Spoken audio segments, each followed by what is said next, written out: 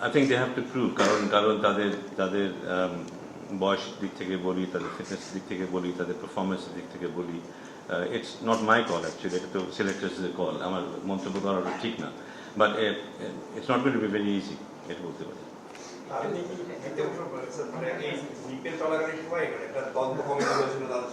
Definitely ওরা আমাদের অত্যন্ত অভিজ্ঞ খেলোয়াড়, তাদের কন্ট্রিবিউশনটা অফকোর্স, এবং অফকোর্স যে কোনো খেলোয়াড়ই একটা সময় আসবেই তার ক্যারিয়ার শেষের দিকে আসবে।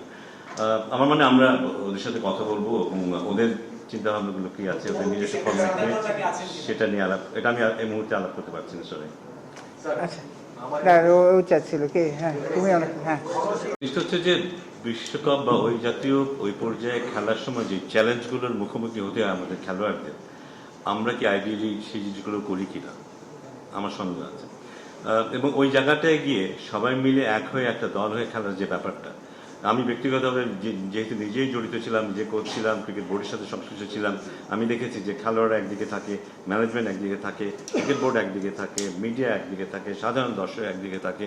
এটা কখনোই একটা আইডিয়াল সিচুয়েশন নয়, কিন্তু আমার চেষ্টা থাকবে এই সবগুলোকে একসাথে করা প্রথমত, এবং যেটা আমি একটু আগেও বললাম যে আমাদের হেড কোচ হবে তাকে দিয়ে আমার একটা বড় পরিকল্পনা আছে যে সারা দেশের যত কোচ আছে যারা প্লেয়ারদের প্রডিউস করে, প্লেয়ারদের গাইড করে, তাদের সবাই মিলে আমরা একটা যদি ন্যাশনাল প্ল্যান করতে পারি যে আমরা কি চাই, কোন পর্যায়ে সবার সাথে সবার কানেকশন থাকবে।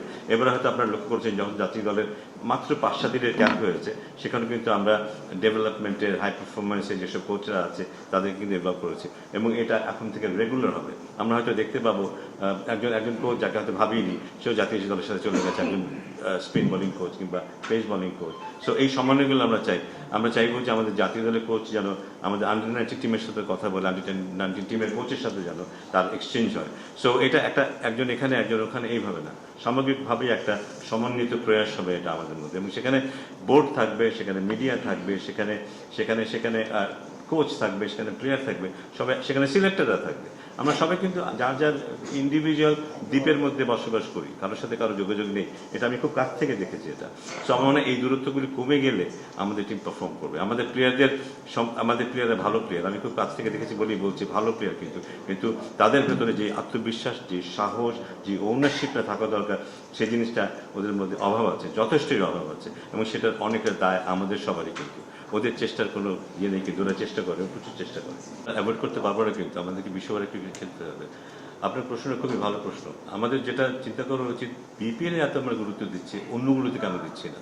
আমার মনে হয় এই গুরুত্বটা যদি আমরা আমাদের ফার্স্ট ক্লাস ক্রিকেট দিই, সমান গুরুত্ব যদি আমরা আমাদের 50 ওভার্স ক্রিকেটে দিই, আমাদের ক্রিকেট আমার মনে হয় 2 বছরের মধ্যে 50% উপরে উঠে যাবে, আমার বিশ্বাস।